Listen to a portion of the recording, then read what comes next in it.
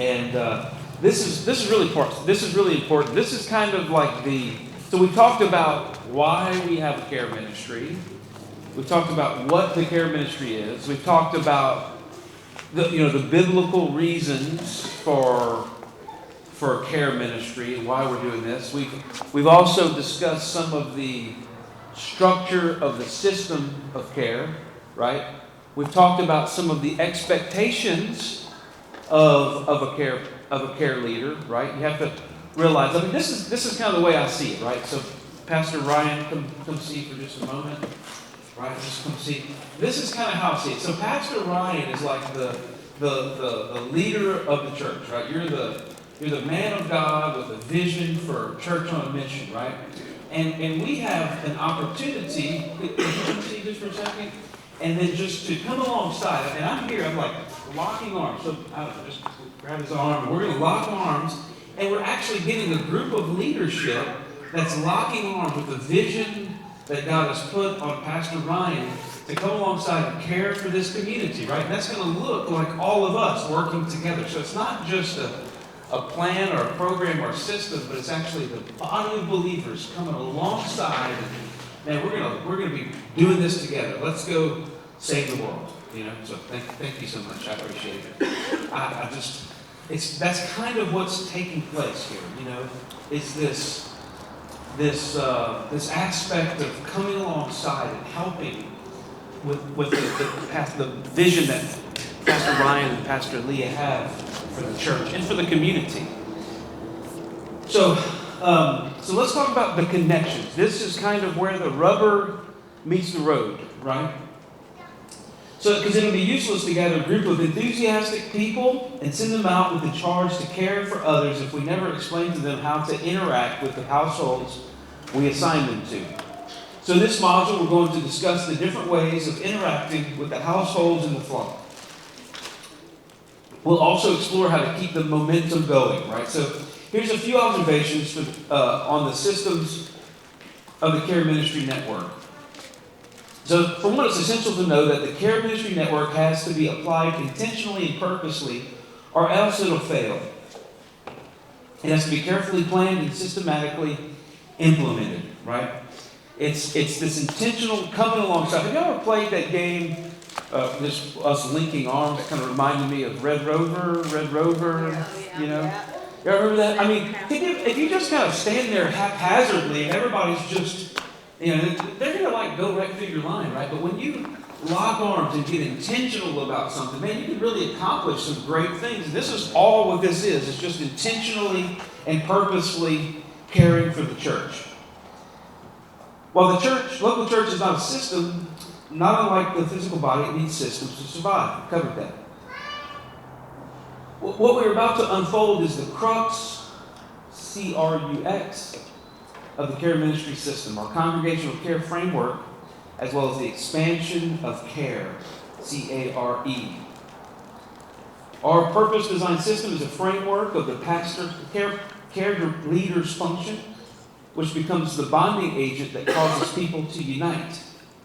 So when a culture of care prevails in a congregation, the people believe they are accepted and sense that they belong, and then they will respond overwhelmingly positively to that environment, irrespective of their religious backgrounds.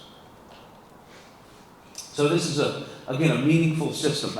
Just to share a story that Pastor Bosman shares in his book, and I don't think it's in here, but there was this little girl, and she was at home, and she was really scared that there's thunder and lightning, and little kids at home and thunder and lightning, they get scared, right? So she was kind of crying and whimpering and really,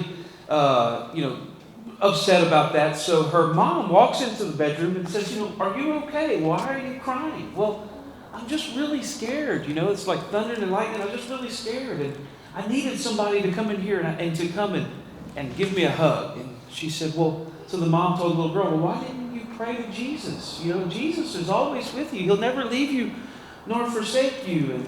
And I mean, Jesus loves you." And the little girl looked at her mom and said, "Yeah, but sometimes I just need Jesus with skin on." It's yeah, we have Jesus, but sometimes we need someone in our life to represent Christ for us, right? I mean, I know that Jesus lives in my heart. I know that Jesus never leaves me or forsakes me. But man, when I'm going through a difficult time, sometimes I just need a physical person there, right? So that's really what the crux of the care ministry is we are Jesus with skin on, right? For the people in the church. So living in community, caring for one another, result in healthy church. And the only way any church can grow is to be healthy. This core principle made the early church both powerful and influential. So the acrostic CARE describes what a care pastor does, or care leader does, while the points of contact convey how we do it. So this is very important. We're going to go through these 5 points of contact. So the care ministry is one of presence. We can never do it without one-on-one interaction. Again, we meet people right where they are. We're not so much going to put this forceful, well, we've got to go make home visits or we've got to make phone calls. But we're going to meet people right where they are. Care leaders do not replace their pastors, they represent them. The care ministry network is an extension of the lead pastor. So make every effort to develop a connection between the members and the lead pastor. So to achieve your goals as a care leader, you should commit to staying in touch with your households continually. So this is the role, this is the goal of the care ministry. Since the 5 points of contact inform a basic understanding of the entire ministry, it's essential to recognize, accept, and embrace these as core elements of the care leader's primary ministry assignment. So these, we talked about all of the hows, the whys, the whats, the whens, and all that. So these 5 points of contact become the essential kind of bread and butter, the crux of it, right? So you have the person. Everybody has to meet the people that you're going to be caring for that first time, right? And that can look different for some. Some people may actually want you to come visit them in their house.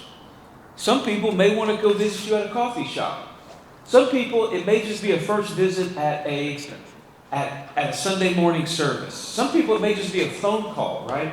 But just keep in mind, have y'all ever heard that saying, about first impressions? I can't even remember the saying now. What's the first impression? You never get a second chance to make a good first impression. Yeah, you never get a second chance to make a good first impression, right? You never get a second chance to make a quote about a first impression having never had a second chance. So, yeah, I missed my chance on that one, but anyway. So this personal contact is that first impression. You're making a first contact. Because to be honest with you, Pastor Ryan preached a series of messages, Love Thy Neighbor, and people heard it and they're, oh yeah, this is awesome.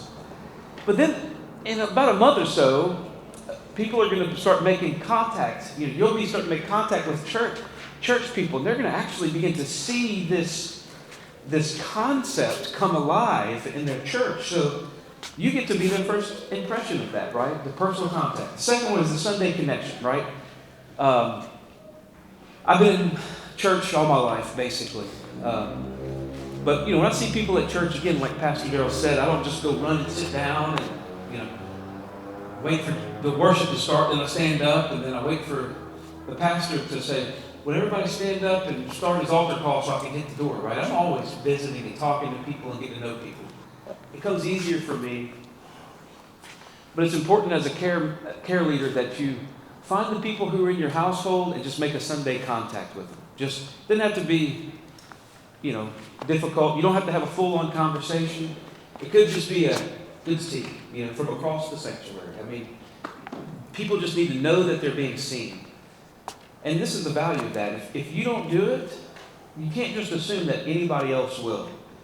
And if you're not systematic and intentional, you run the risk of people coming into the church, worshiping, and walking out the door, having no one acknowledging that they were even there. So this ensures that every person who comes through the door, at least somebody gives a little acknowledgement. So monthly contact, we've talked about that, which is the connection once a month. It can be a phone call, an email. You may hit it off with somebody. It could be a cup of coffee.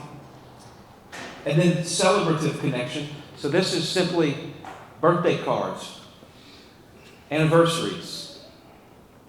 If you're using Notebird, it's got some great software in there where you can actually put in a note if someone had the loss of a spouse, and you can call them on that day or send them a card, just thinking of you in your time of grief, So those are the celebrative connections, and then of course the Fifth Sunday fellowships, which we'll talk about that in just a little bit of detail. We don't do Fifth Sundays fellowships. We just do family days probably twice a year, where everybody comes together and we have a good time. So let's talk about the personal contact. So when we consider the care model, this is on page 35, we stipulated that care leaders must contact their household at least once per month. In this section, we're going to discuss the details of these contacts. So the first contact should be personal. Now, we focus in-person, one-on-one, eye-to-eye. This first contact is critically important and essential, and such as it's non-negotiable. The first contact is a doorway to future ministry success and effectiveness. Now, keeping in mind, people are people, right? And now everybody's at church. Your first contact may say, y'all have coffee? Y'all serve coffee at y'all's church? Yeah. So you may just simply say, hey, listen, Pastor Ryan and Pastor Leah have assigned me as a care leader over your household. Would it be okay if we got a cup of coffee before church and I want to get to know you a little bit better? And you have that opportunity to have that connection. It could just be that. It could just be, you want to make sure you get to know the person, right? And they know who you are, you know who they are. Doesn't have to be long. We're talking about what that could look like. There's so the first contact should be personal. After their commissioning appointment, the care leaders should make their first contact within 6 weeks. Again, that's a recommendation. We've been doing this long enough where 6 weeks, sometimes it takes, a week, sometimes 6 months, right? Don't put a whole lot of pressure on a time frame. Just know that don't put it off forever. Here's the deal.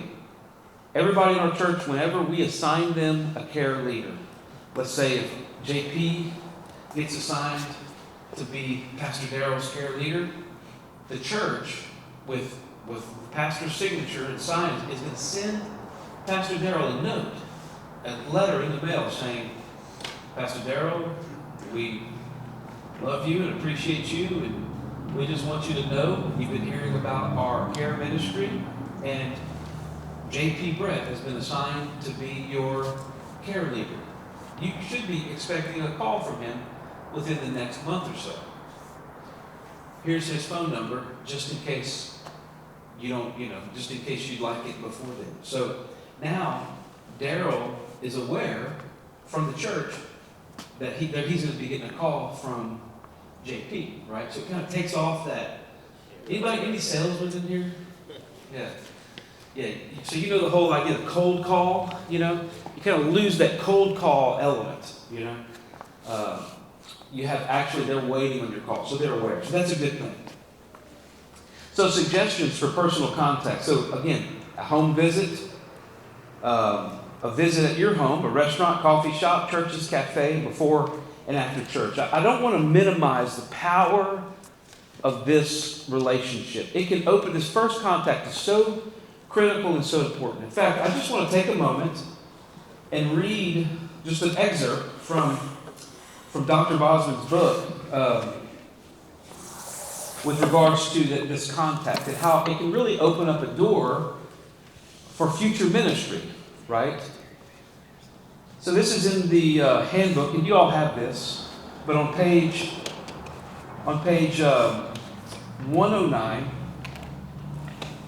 we see this is an actual story of a first visit of a care pastor couple to an unfamiliar family. It says this: after they had set up an appointment to see the couple, they arrived at the prescribed time. They were greeted very friendly at the door and then guided to the family room. The husband suggested where they should sit and made himself comfortable in his own recliner. His wife, too, sat in her favorite chair.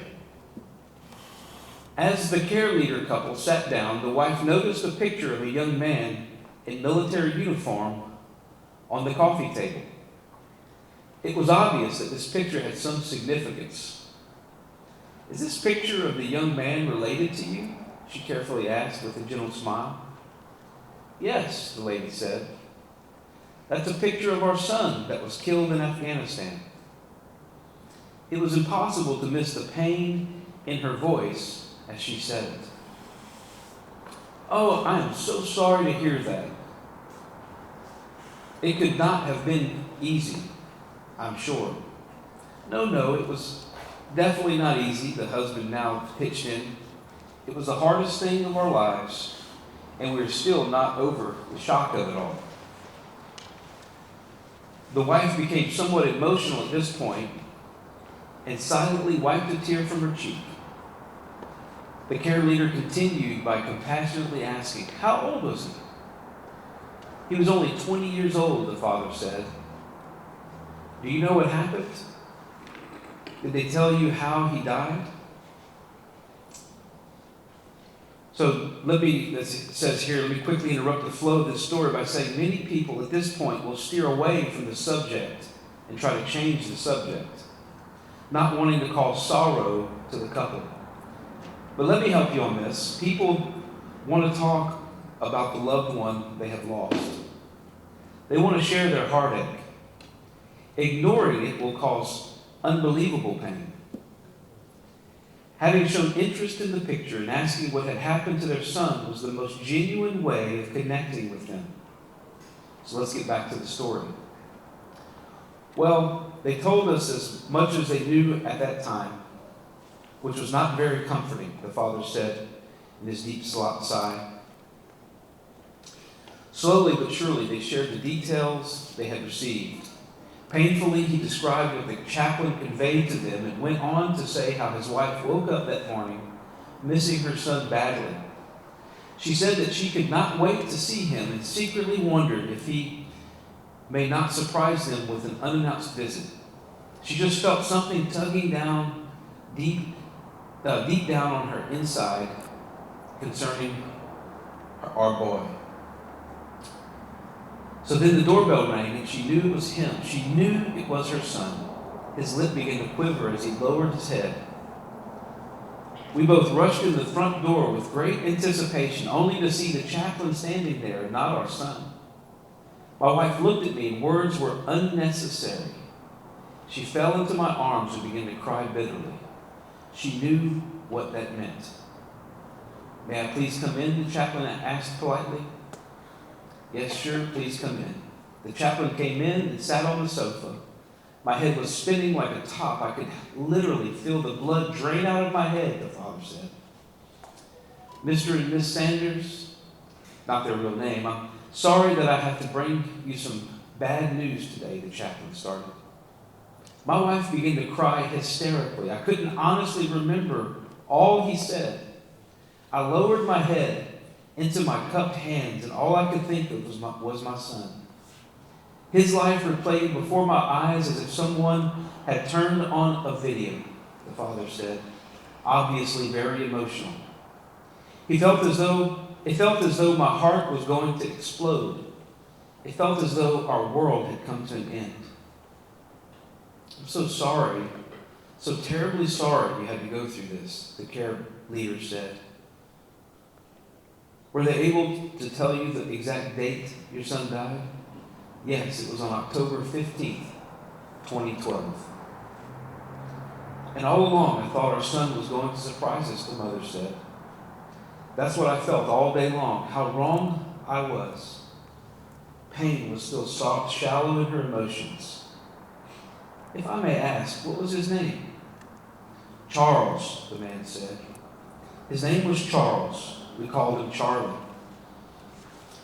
The mother added, "And he was all we had, all." There was a moment of silence as she discreetly slapped her hand under that of her husband, or slipped her hand under that of her husband. By this time, the care leader couple even became emotional too. You can't help but feel the pain of people in their suffering. That's why we need people who care. So the couple continued to share their feelings and later even started sharing some humoristic stories of their son.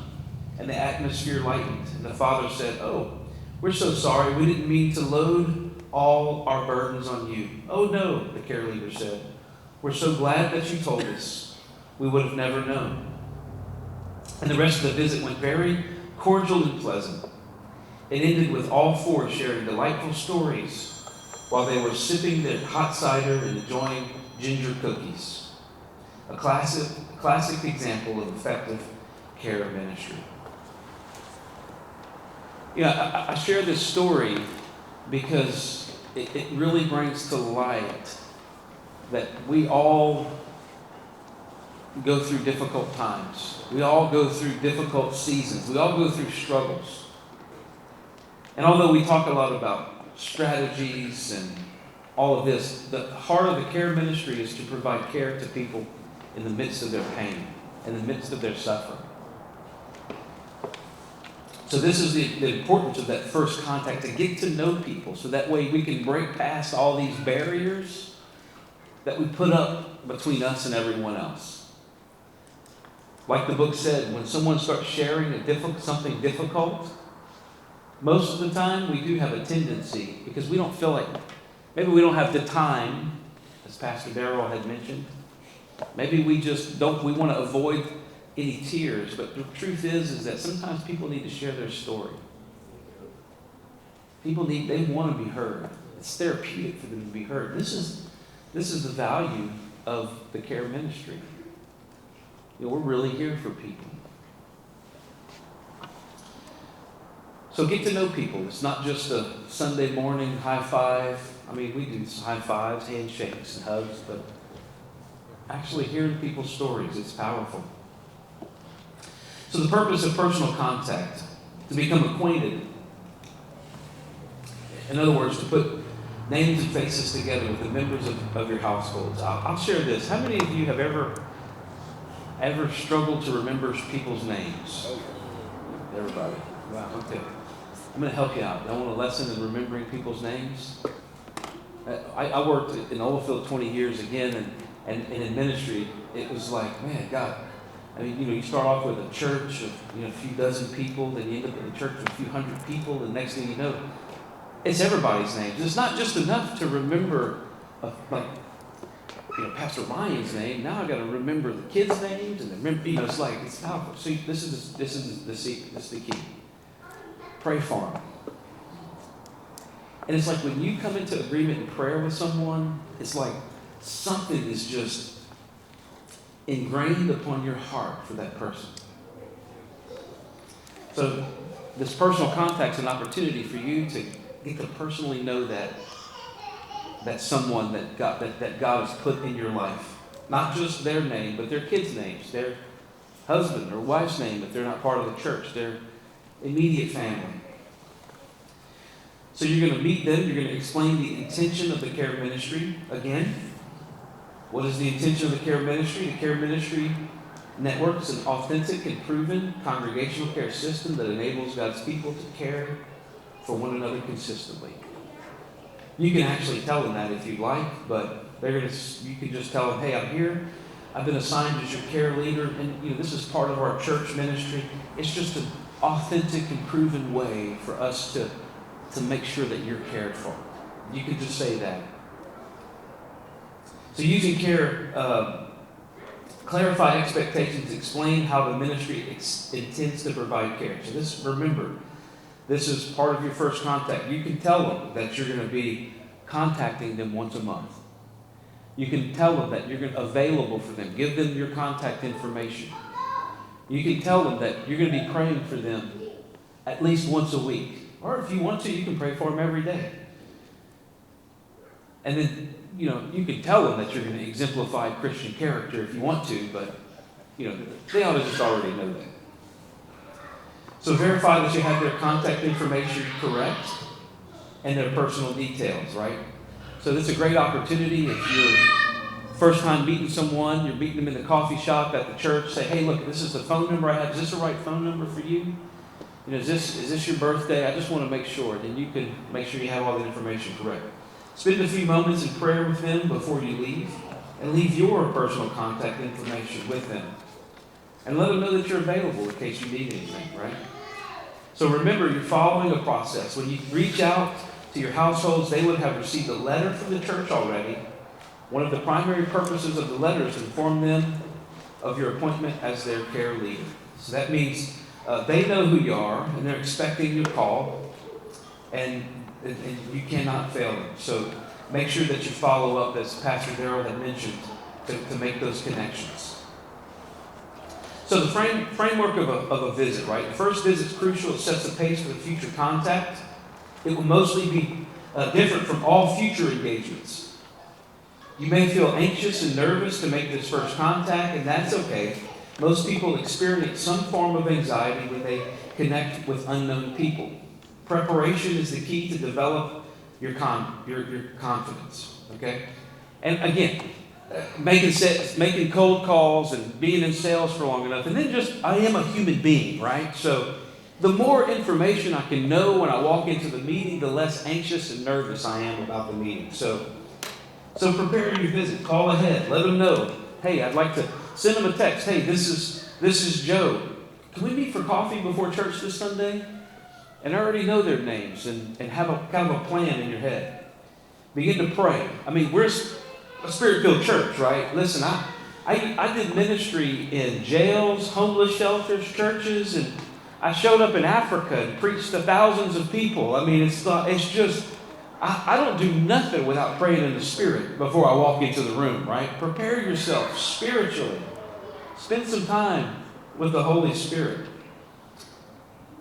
Check your material, your household information, and most importantly, be on time. I can't stress this enough, and maybe I stress it too much, but just be a person of integrity, be a person of your word. It's the easiest thing you can do to make the biggest impression, right? I don't care how charismatic you are, how funny you are, how good looking you are, how in good shape you are, how anointed you are, how good you can sing, how good you can preach. I don't care how fast your car is. I don't care how big your house is. If you show up late, none of that matters.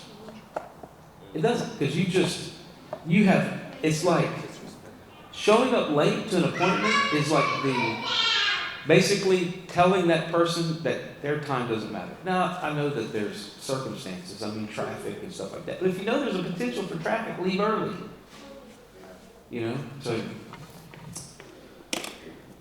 So the visit itself, introduce yourself, be polite and be alert. So I'll just give you a few keys to having some conversations. This is some really important stuff. These are kind of practical. For one, this is just a real practical thing. Don't chew gum while you're meeting someone for the first time. Breath mint, yes.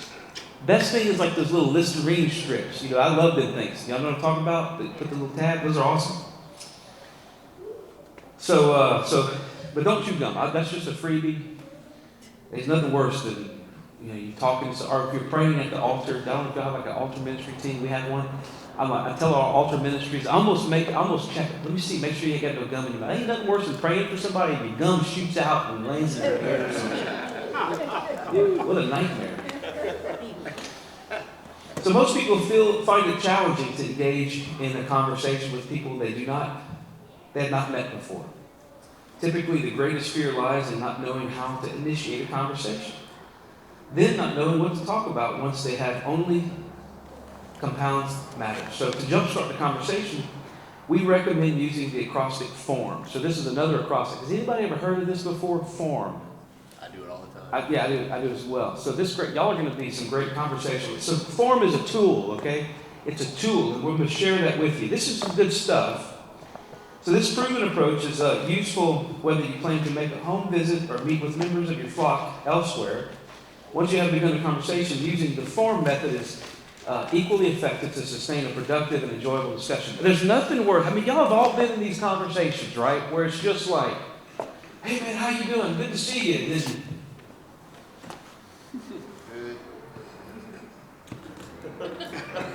Anyway, man, it's so nice. Call me if you need anything. I'm available. Let me pray for you, Awkward prayer, Forms are real simple. So it just means you can talk about And I guess it's a tool. I'm just trying to help you engage with people, talk about family.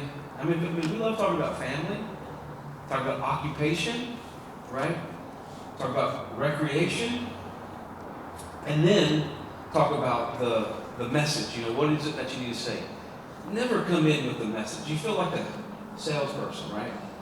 You know, it's just coming in, hey man, I'm the care leader here at Church on a Mission. Just want to come in and introduce myself. Like, whoa, you know, it can kind of feel overwhelming and disingenuous. And it is a genuine thing. I mean, we really do care. So I just want to experiment with this again. So I've already met Krista Moore, and we've already had a conversation. So I'm not going to meet you again, but we have. So how about? I don't think we've met before, but hey, how you doing? My name is Joe.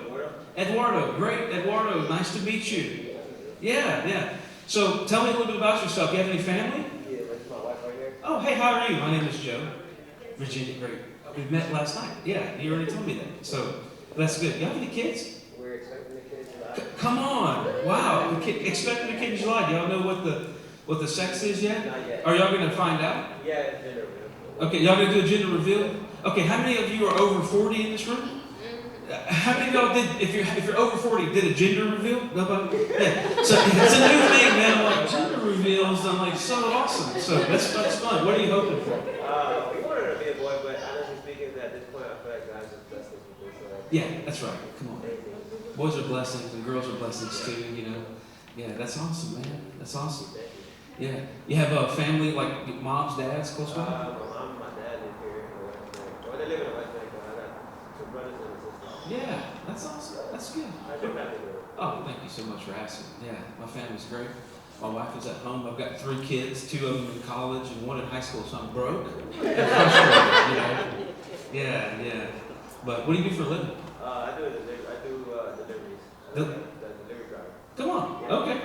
All right. You work for like a UPS or FedEx or a local It's a place? company called Carlos Sorrell LLC. Yeah. Okay. Smash products. We Yeah. use it in convenience stores and supermarkets. Awesome, man. How long have you been doing that? I used to work there like in 2015, and then I started working back in 2021. Yeah. I saw you walking around with cameras and stuff. Do you do pictures and stuff? Yeah, I like the creative Yeah. That's awesome. pictures, videos. Yeah. So, yeah, that's cool. Well, y'all do anything for fun? Like, pickleball. I've heard about this, man. That's so cool. I watched a YouTube video on how to, like the rules and stuff. I'm like, man, it's kind of complicated. Yeah, it's a growing sport. So we Yeah. actually started playing when Hurricane United came. Okay. We went to Tallahassee, we started playing there, and we just been addicted. Yeah. We at least try to get in at least every week. Yeah. It's kind of healthy too. Yeah. It keeps you in shape. Yeah. So I'm more of like a cornhole guy. So, you know, Hey, it's fun, but I don't know that it keeps you in shape. Yeah. Yeah. Photos Yeah. fun too. Yeah, I fish, I play the guitar, do music and stuff like that, yeah. Well, man, it's so good to meet with you. Listen, just want to thank you for coming to this conference today. You know, hopefully if you have any questions, be sure to let us know. And if I was going to be your care leader, this would be a great time. Look, this is my phone number. By the way, let me get your phone number, and you can do these kinds of things, you see. It's just a really simple, effective way. Thank you so much, by the way. I appreciate it, yeah. It's just a simple and effective way to kind of structure a conversation that doesn't feel awkward. I mean, it felt natural to have this conversation because we talk about stuff we love, family, work, and fun, right? So I just wanted to share that with you. Practice it and become a good conversationalist. It's important. It breaks the ice. It gets you engaged with people. And you begin to learn stuff. Like, I'm going to be praying for you guys for this baby in July, you know.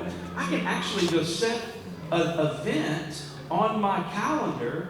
So, you know, come July, and just let you know, hey, man, just want you guys know we're really praying for you. And I really am. Really praying for you guys. Praying for a boy. Praying for a boy. I'm just kidding. So, anyway, that's pretty good stuff. I like it. So it just helps breaks the ice, gets that kind of going, right? So the actual purpose of your visit is not only to get acquainted, although that's fun, but also explain the reason for your visit. Your goal or end game is to clarify the functions of the care ministry network and the role that you play. This will define the message of your conversation.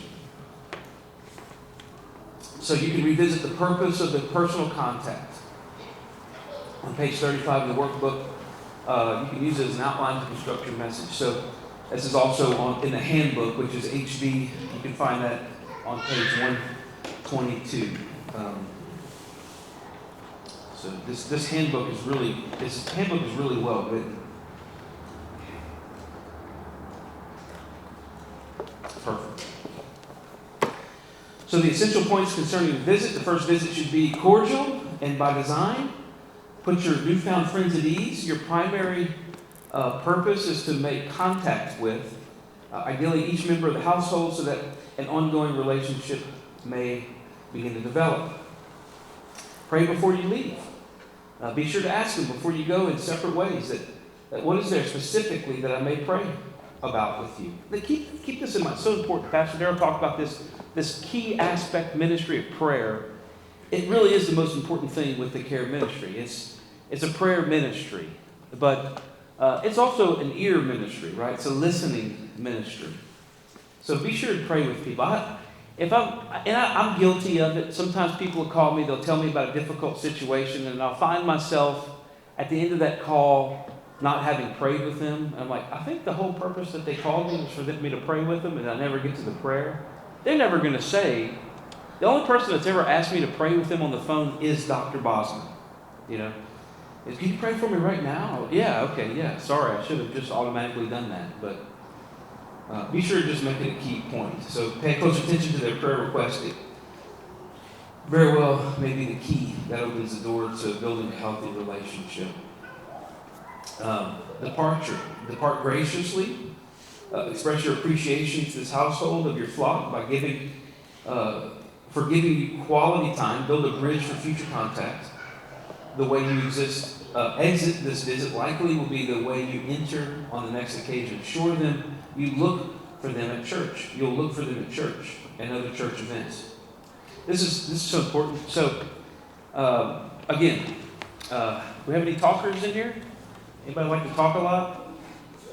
So, do we have any talkers in here that don't want to admit that they talk a lot? So, yeah. Anyway, the point is this: just be aware that, when you're making this first contact, it doesn't have to be an hour-long visit. It can be, but just kind of be aware of the social cues. When you're talking to someone, you ever be talking to someone, you're just like, you're talking, you have this great conversation, and the person just kind of keeps looking like this? You ever have that happen? It's like annoying. It's like, man, they're not even really talking to you. They're not even listening. You're talking to them and their eyes are everywhere. So make eye contact, keep eye contact. It can feel awkward. I don't know whether to look at the left eye or the right eye. Sometimes people say just look right here in the middle. Some people say look at the nose. All I'm saying is just look right here and you're going to be okay, right? Don't just be distracted feeling and all that stuff. Be connect with somebody. It's powerful. So I say all that. Most of you know that, but some of you may not. I don't know. So just be there, right? And keep the conversation form, right? Family, occupation, recreation. Tell them why you're meeting with them. Hey, it's so good to meet you. If you need anything, I'm here for you. And look forward to seeing you at church Sunday, or look forward to talking to you in a month, or whatever that case may be. Okay. Again, alertness and sensitivity. I think that kind of covers it. So, log the visit again. This is number 5 on page 38. Record keeping is so important. Just make some notes. Some of the things I used to do and still do today is, for one, okay, how many of y'all got an Apple Watch? Okay, I'm going to help you out. I have an Apple Watch too, but I don't get alerts on my Apple Watch. Like every time I get a text message or every time I get a phone call, I turn that feature off. As a matter of fact, when you're meeting for people in this first contact, just turn your phone off, right? Because there's nothing worse than when you're talking to someone and they're like doing like this. What is this telling you? Huh? It's like I'm busy. I have somewhere else to be. Like I'm concerned about the time. You know what I mean? So if you're doing that because your phone's ringing, people are going to notice that, and they're not even going to want to listen to you, right? So turn your phone off. Turn your alerts off on your watch. Be sure to do that. Don't look at your watch. Don't look at the time. Whatever it takes, do not look at your watch, right? Because it communicates that you have somewhere else to be, right? You don't. All right, anyway. So write stuff down. Number 5B, reflective notes. Make notes of everything you can remember. This practice is another reason why you should do the work of ministry in a team of two and not just one person alone. So again, making notes, which goes back to what I was going to say about, I used to use index cards. I don't keep notes on my phone because again, as soon as I pull out my phone, and if you're a preacher, you know this, people may be reading their Bible, people may be making notes, but what you're doing and what people see you doing is two separate things, right? I see someone in church with their phone, they're texting, looking at Facebook or Instagram or doing BeReal, right? How many people do BeReal in here? Holy smokes! Awesome. Okay. I am like the cuttingest edge person in this room. As far as social media goes. Anyway, y'all ever heard of BeReal? Come on, it's awesome. Me and my kids do it. It's fun. It's BeReal, R-E-A-L. Everybody's gonna do it. That's right. You can come find me. Joe Cormier, J-E-A-U-X Cormier. Yeah, look, I'm gonna be real right now. Okay. It's fun. All right. It's not. This one's it's different, but anyway. Point is if you're pulling out your phone to take notes, you may have the best intentions, but what's being communicated is people are like, oh man, they're gonna check their Facebook right now. I mean, I'm right here, you know. Right. So take notes on index cards or wait till after the meeting and make your notes. Voice notes are great. So your first visit report. After you've completed the first visit report, submit it and be sure to follow the guidelines of the leadership team. Although reporting sometimes may be a less than pleasant task to people, it is central to ongoing success of the ministry. This aspect of accountability, at many times where snapshots of character come to bear, right? So accountability, this is again, it's so important just to be accountable. This is why we have the systems and structures in place to ensure that, for one, you're not abused, and for two, that other people that you're caring for aren't being abused or forgotten, right? You have a responsibility to call and care for people. And if you're not doing that, or if you feel like that's just, you don't want to do this anymore, just let the care shepherd, let the care director know. Don't just sit on the bench for a year and not do anything. Let them know. Be accountable. So develop a binder. So this is, again, I don't have a binder. We have these binders. If you guys are using Notebird, you'll have software on your phone, software on your computer. It's great. So develop a binder, either hard paper copy or an electronic version, with the pertinent details of your household. Over time, this will prove to be a convenient, ready reference tool as you continue to build relationships. Be alert. You can gain insight into household members not present, crises, past, present, future, special events, sickness, moods, relationships, and attitudes. You can get insight into working situations. There's our spiritual interests or others, right? So this is part of the your first contact, right? Document. Write down everything you need to know, or everything that you notice, right? Like the lady who noticed the son's picture. So a Sunday connection. So care pastors should connect with each of their flocks every Sunday. So when you come to church, just give them a, hey, how you doing? You don't have to have a long conversation. Just let them know that they're seen. This connection arguably can be the most powerful way to prevent people from falling through the cracks and slipping through the back door. Again, if you notice that a person in your group is not at church, and because you're going to notice because you're looking for them and you don't see them, it's not that you call them Sunday, why are you at church?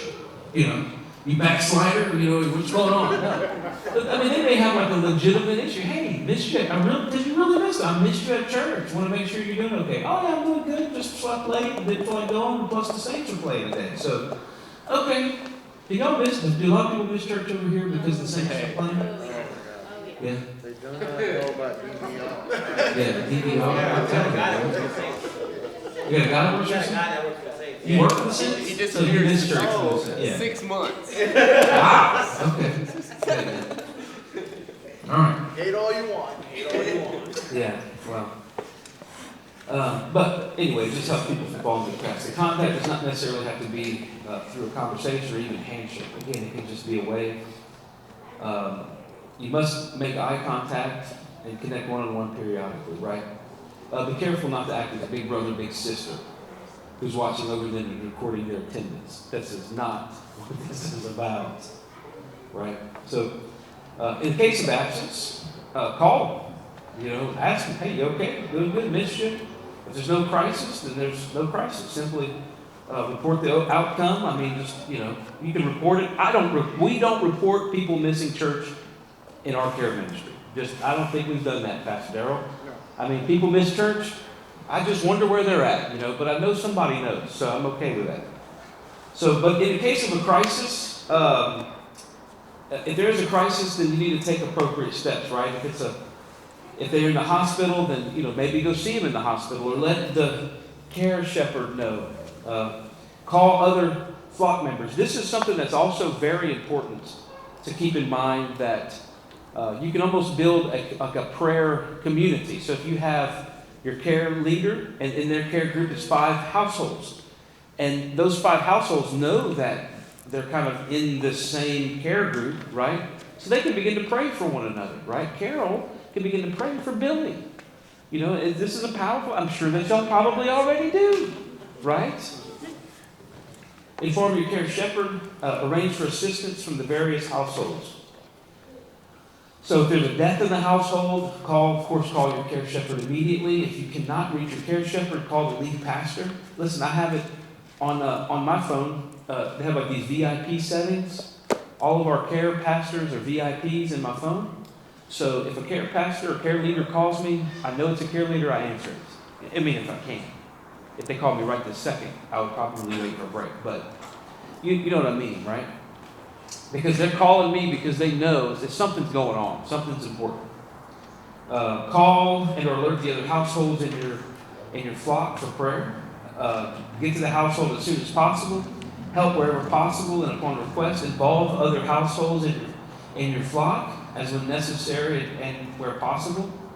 Again, these are suggestions. These aren't mandatory, but you can attend the funeral if it's possible. But this is the most important thing. And this is the greatest ministry of the care ministry, is especially be attentive to the family who lost a loved one after the funeral. So this period is when it's most needed, and prayer is always welcome. Because during the funeral, families coming in, people flying in, they're going to having services, but after all that's over, most of the time, within 3 to 4 weeks, that person is alone. That person is confused. That person is really can fall into depression, and they need love and support. They need prayer in those moments. Pastor Darrell was a bereavement counselor for many years, and I'm sure that he could probably speak to that a lot more than I can. But grief takes sometimes years and years and years and years and years. There's no set time on it. So just be there, pray for them, let them know that you are there for them. I'll give you the 3 most powerful words in the human language. This is something that made me feel so uncomfortable when I was first saved, because I never had anybody really tell me this except for like my mama. But 3 most powerful words: I love you. Don't be afraid to tell people you love them. It can feel awkward, but man, sometimes people just need to know that they're loved. It doesn't have to be, oh, we're dating now, No, it's just, no. I mean, it's just, because it's okay to let people know that you love them. I mean, I love Pastor Ryan. He's a great guy, It's not weird. It's not bromance. It's just letting people know that you really love them, and I'm praying for them, So, know the date of the loss. This is important. You can make a phone call. You can send a card. So other notable times and occasions, you can read those. So the number 3 is the monthly contact. So we've got through a personal contact. Number 2, just that Sunday connection. Number 3, the monthly contact. At times it might not always be possible to stay connected to your household as you would wish. Having said that, care pastors or care leaders should never neglect the monthly contact. The care construct requires that all care ministers make direct and personal contact with each household and their flock every month, right? So we talked about this. You make that initial first-time visit, then you're making weekly Sunday connections. Hey, how you doing? And then just send them a text. Hey, thinking about you. How I do it, I've got a small group of people who are, I'm their care leader, and I've got about 7 families that I look after, and I pray for them Monday. I pray for a different family on Tuesday, a different family on Wednesday, right? So typically what I'll do is on the day of praying for them, I'll just send them a text. Hey, praying for you, thinking about you. Real simple. But just make sure you do that at least once a month. Set a note. You can set calendar reminders. You can just create a generic text if you want to. Hey, thinking about you, letting you know that I love you. If there's anything you need, I'm here for you. And just send that individually to all of them. Highly discouraged group texts in this ministry. We've had some major issues with group texts. Because how many of you know that some people are just boneheads, right? So especially when we were dealing with a lot of, anything. COVID, race violence stuff. You pick it, you name it, the controversial topic, people in a group text just get silly. So just don't put all your people in a group text and send a group text. Don't do that. Send individual text. At least you can contain the silliness to just you and one other person. Go ahead. Actually, I do have a question about that. So Okay. when it comes to, especially since you want to, encourage cross-household contact, especially when a group together, could you do individual contacts with a person and then do a group chat as like, hey, this is for all of us to talk with each other, or is it just not a good idea in general? Yeah, I don't think it's a good idea in general, just Okay. group chats, especially in a church context, because then it kind of creates this clique of people, and yeah. Okay. So we just avoid it for the most part. Yeah. Thank you. Yeah, you bet.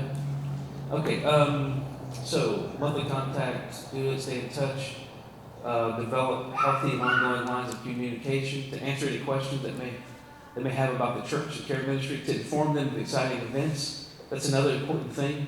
As a care leader, know what's going on at the church. You're going to find out what's happening through your monthly meetups. We'll talk about that a little after lunch probably.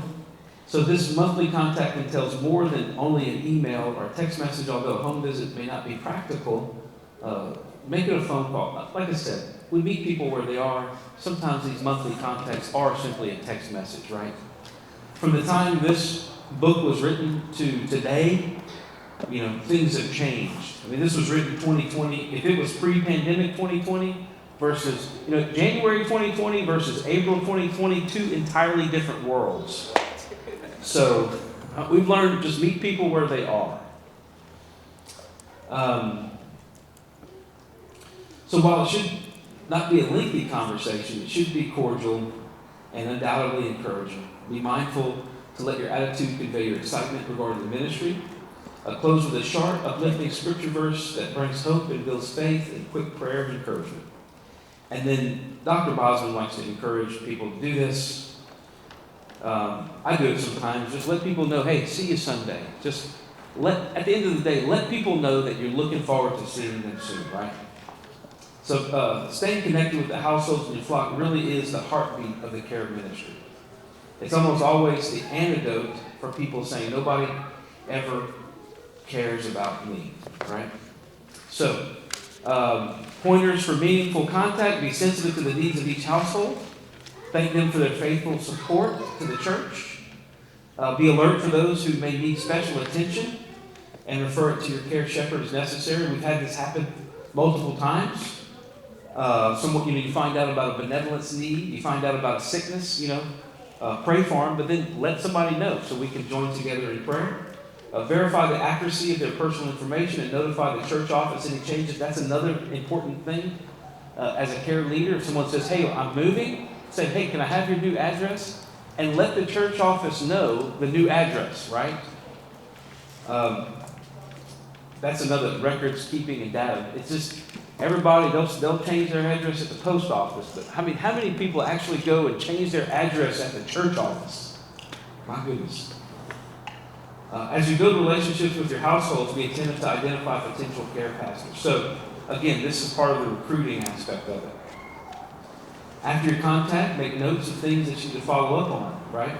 So if you find out someone has a benevolence need, they lost their job, they're having trouble making their rent, make a note that you need to contact the care director, and he can he can go through this process of benevolence assistance, right?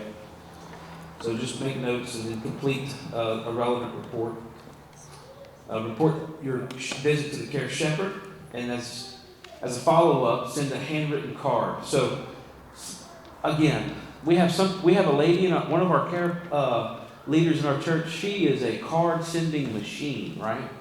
I mean, man, she sends cards to everybody, handwritten notes. It's amazing, But some people don't. I mean, it's a hand-typed text message, right? So, number 4, celebrative connections. So, birthday connections. As a care leader, you should call each of your flock on the day of their birthday, right? Just let them know, hey, happy birthday. It's really powerful. I mean, how many of you like receiving phone calls on your birthday? I do. Somebody I love the Facebook, happy birthday generic thing. That's cool. That's cool. I really do appreciate it. But man, a phone call? That's awesome. And don't keep them on the line very long. They don't really want to talk to you. They might, but you know what I mean. Hey, happy birthday. Thank you. I'm eating cake. Let me call you later, So be, page 43, other celebrations. Be head up, eyes wide open anytime you interact with your households and your flock. This attentiveness will allow you to pick up on the special occasions of their life, right? So just be mindful. Marriages, anniversaries, new homes, all of these things. Even if somebody buys a car, for me, I'm 44 years old, okay? I bought a few cars in my life. I bought used cars, I've traded cars. Me buying a car is not a big deal. But I have a 16-year-old, and this dude saved his money and bought a car, okay?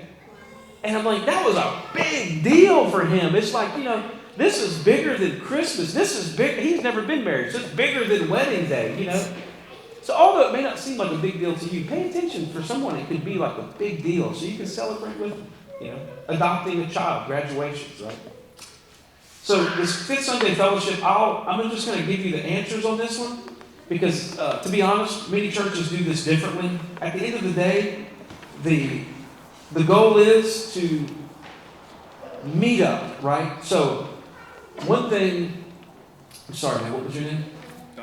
Donovan. One thing that Donovan mentioned was like kind of group chats and kind of creating some atmosphere of communication in your group, right? Fifth Sunday Fellowships can be that opportunity. You could actually say, Donovan, say, hey, look, tell all of your group, say, hey, look, we're going to go like once a quarter, because the fifth Sunday happens once a quarter. We're all going to go eat at IHOP for lunch after church, And, it's Dutch or whatever, but you can just do that as an opportunity for all of your group to come together and have conversations and get to know one another and do all that, right? And that's a great, healthy way to do it. So what we do at our church, though, is we have a twice-a-year celebration, family day, and we invite all of our care leaders to invite their flocks, and we cook hot dogs and hamburgers and fun jumps and all that stuff, and we kind of do that there.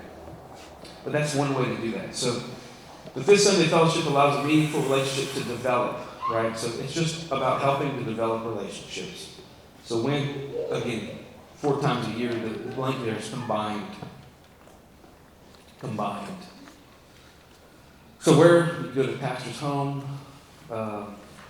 parks, Man, they've got an amazing park. Like right down here, we drove past it from the hotel. It's a beautiful park. I was like, that's amazing. I just want to go walking down there, go walk around the park. But these are something that we encourage our care leaders to do, is just to have these, every now and again, get your flocks together and build those personal home relationships. Why? So the blank there is fellowship. Okay, next paragraph. Relaxation. Okay. You're doing it for fellowship and relaxation. It's never to talk about the upcoming election. That would be the most lamest family visit on the face of the planet, you know what I mean? Or to talk about, it's not the purpose. The purpose is just to create community. People got enough stress in the world. Let's make church a place of relaxation, right? Kind of the next paragraph under note. But this Sunday fellowship also creates an opportunity for church members to invite their friends and family to attend these special events, right? So if they have a close friend, it gives them that opportunity to kind of get in there so they can attend church with them, right? Going down to D, the benefits of fellowship is to, some people are naturally reserved, as such, do not mingle easily with people they don't know. I'm not a mingler, by the way. I'm not a mingler. I like to just find somebody, talk to them. To be honest with you, if we were just kind of at a banquet, and everybody's sitting around talking, you'll probably find me over in the corner looking at stuff on my phone, right? Or talking to one person. It's just my personality. So I have to intentionally, I don't use that as an excuse to not mingle, but I have to be intentional to get to know people. So page 45, generally we tend to gather with people we already know during our regular church gatherings. At these fellowships, when we meet with the households within our flock, we get outside our comfort zones, right? If you just like to be in your comfort zone, this may not be the best ministry for you, right? It may not be, because you're going to be challenged. You're going to be stretched, but you're going to grow. You're going to grow in your faith. You're going to grow as a human being, right? The Bible in Luke chapter 4, it talks about Jesus. It says he grew in wisdom and in stature and in favor with God and with men, right? So one of the aspects of growing as a believer is growing in favor with men and women, grow people. So get ready to grow as a care leader. Additionally, these fellowships gatherings serve as an excellent and convenient opportunity for all the members of the households to put names and faces together. Right? You end up building community one with another. Amen? Amen. It is 12 on the nose. Somebody got questions? Any questions? I have a question. Yeah. And just so everybody knows, from our standpoint, we're gonna the Fifth Sunday thing. We're gonna be more like with what First Assembly does. Obviously, our Friendsgiving is a huge thing that we do every year. So Friendsgiving will be the one event that you'll definitely zone in on, and we'll probably do something in the spring at some point, or going into summer or something like that. So. Yeah, so we'll let you guys know on that, but we'll do like the two big events as well. Yeah. No, that's perfect. That's exactly what we do. We do like a big Easter thing, and then we do a big fall thing, right? It works good. But we live in South Louisiana. Who in the world goes outside in August anyway? I don't. It's like, man, unless I'm in like Colorado or something, But, well, praise God. You want to break for lunch? What time are we coming back? What time is it right now? 12 on the nose. It's 12 on the nose? Alright, so we're going to give you guys an hour break.